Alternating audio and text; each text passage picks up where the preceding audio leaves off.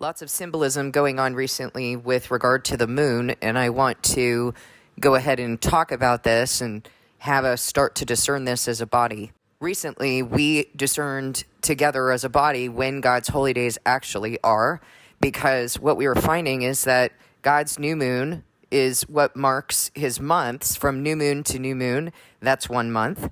But what we were noticing is that counterfeit Christianity and counterfeit Judaism are not observing that. When we considered the dates that they were proposing and we began to count down from the new moon, it wasn't lining up. And as we were trying to discern this, we were trying to understand, well, why? Why is it, why would God establish something and not give us a way to obey? We know that God gives us a way to obey, and so we attempted to start discerning this.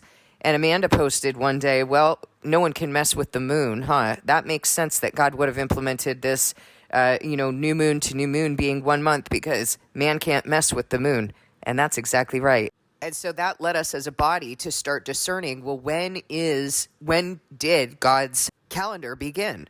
Because certainly it's not lining up with either of these calendars that counterfeit Christianity or counterfeit Judaism are using. And we took about 3 or 4 weeks to discern that together because each week it was like, okay, we received something, but not totally. We feel like we need a little bit more time. Recently, I was speaking with someone on the channel and she was saying, well, I think that it should be going in the opposite direction. Shouldn't it be later in the calendar? So I started mapping out Pentecost dates and realizing, no, we actually go earlier in the calendar, and I sent that to her, and that was an answer to prayer for her. Recently, I've been talking with one of my friends who is a farmer, and she was telling me that her annual plants, so her flowers and things like that, have been blooming earlier. Not cucumbers, tomatoes, beans, those kinds of things, really, they'll grow at any time. But flowers are a different thing. They don't pop up at just any time of year, at least not annual flowers. So that's a way to be able to discern this. And God's holy days are based on the growing seasons that he established.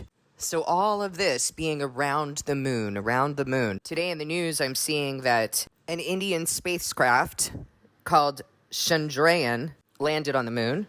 Chandrayaan, after their Chandra god, the so-called god of the moon, associated with the night plants and vegetation. And I'm seeing that yesterday, God struck a crescent-shaped object on the top of the largest clock in the world in Mecca. A crescent-shaped object, the crescent moon, used in determining the start and end of Islamic months on the Hijri calendar. So on top of this clock, representing time, on top of the moon, representing time, so many messages about the moon, representing time. And it just so happens we're waiting for that fourth trumpet that indicates that we are running out of time. That fourth trumpet in which the light goes out of a third of the sun, a third of the moon, and a third of the stars, in which the light goes out in a third of what is left of those who remain in this separating of the wheat from the tares in those trumpets. And no one repents after the fifth trumpet. Time is closing in on us.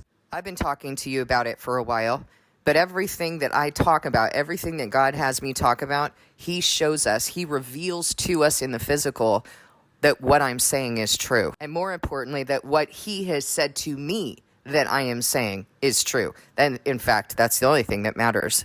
What I'm saying is true.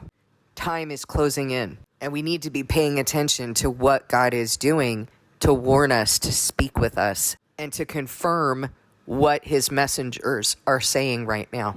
Please discern what I'm saying with God.